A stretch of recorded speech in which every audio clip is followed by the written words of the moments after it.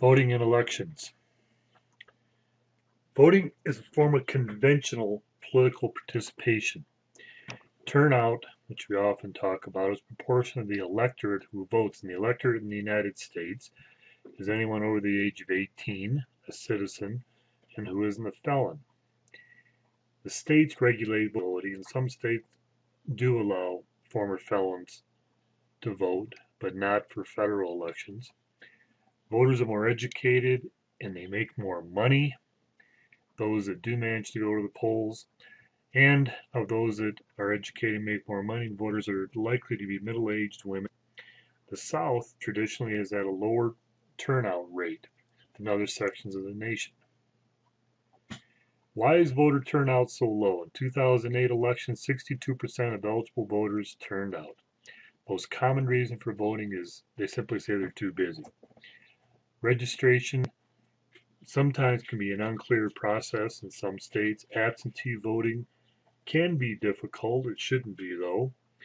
There's a lot of elections. We're a federation, and as a result, we vote for everybody from president down to representatives and senators and state representatives and governors, all the way down to local dog catcher and cemetery districts. We have a lot of voting, and that sometimes that can keep people away from the polls. Of course, people are apathetic, and political parties have had less influence. Notice this chart very quickly. The reasons for non-voting: too busy. I've never understood myself that particular lining about people that don't vote. We're all busy. It's not that difficult to get to the polls.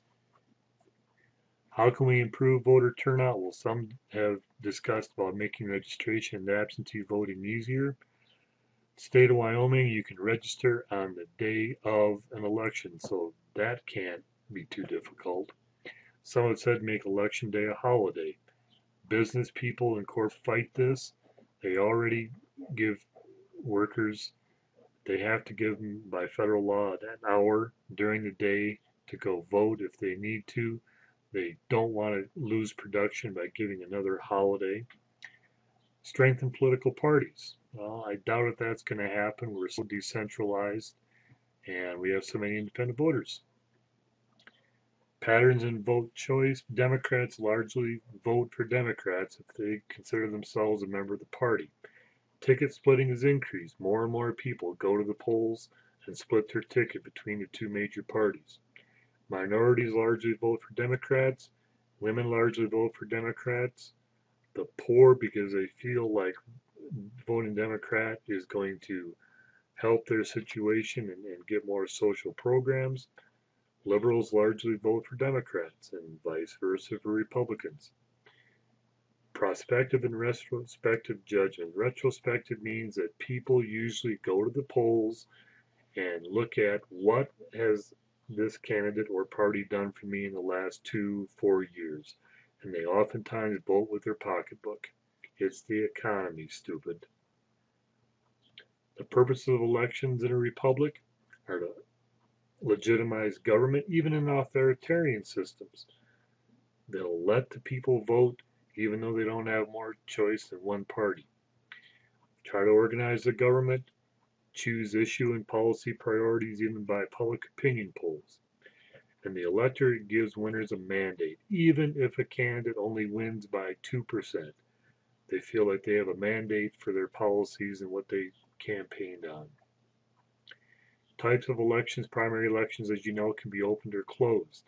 Wyoming has a closed primary because, like it in 39 other states, those with closed primaries discourage crossover voting from one party to the next and raiding and trying to put a weak candidate in the other party's primary.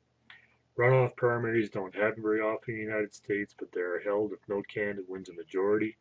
The general elections on the first Tuesday after the first Monday in November are to fill public offices.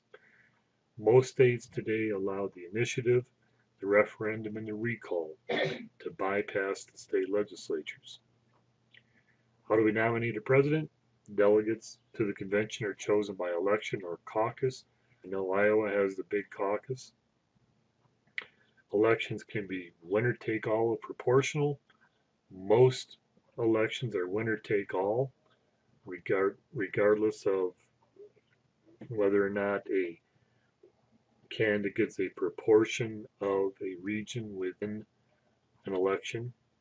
Caucuses are ready for party organization. It takes a lot for a person to get to a caucus, and they like that party organizations.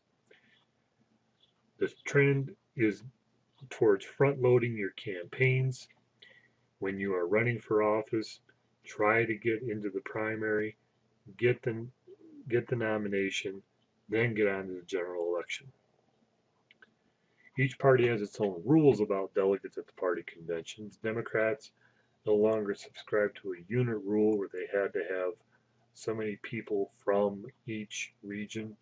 Both parties are going to the superdelegate ideas where these are members of the party and leaders in the party and elected officials that are automatically at the conventions. Democratic Party has more representation by women and minorities. Republicans do not bind themselves to delegates to a candidate. They have a much more open convention to decide at the convention who's going to be the nominee for the party. The media in the United States covers the conventions extensively. It's become one big balloon dropping party. Electoral college, of course, is very controversial every 4 years. The way it works is that representatives from each state who are selecting the president. The founding fathers did not want mobocracy to select a president, nor did they want a monarch. So they came up with a system whereby the electors are equivalent to the number of senators plus your representatives in your state. Wyoming has 3, California has 57. Framers favored a system to remove power from the people. They wanted the president to have to represent the entire nation, not just the popular vote. Originally, until it was changed by the 12th Amendment, the president and vice president were selected differently. Now they have to be a member on the same ticket. 1876 and the 2000 election demonstrate concerns about the Electoral College. Of course, the 2000 election with Bush and Gore.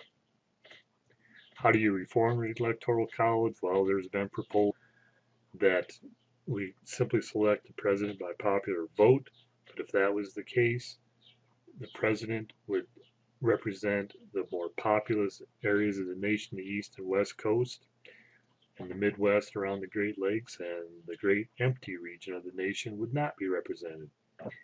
Each congressional district have a vote instead of a winner-take-all system in the states. Well, that's a possibility.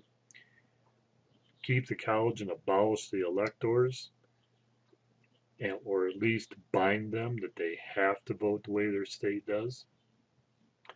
Notice the map skewed to show which states have control in the Electoral College. Notice the Mountain West region, Wyoming and such, we have in proportion to California that we have very few electoral votes. In congressional elections, incumbency is a tremendous advantage. If you have been in office, you are likely to be reelected. You have support from your paid staff, you have control of the media, you have a travel budget to campaign, you're scaring off other challengers because they have to come up with money to run against you. Redistricting and gerrymandering, as you read about in your text, are meant to protect incumbents. Why do incumbents manage to lose? Well, if they do manage to lose, it's because redistricting has put incumbents against one another. More than likely, there's been a scandal involved, and they kick the incumbent out. Presidential coattails, that challengers to an incumbent can ride on the coattails of the president. But what has happened in most midterm elections is that the president's party usually loses seats because the president in his first 2 years or her first 2 years loses popularity.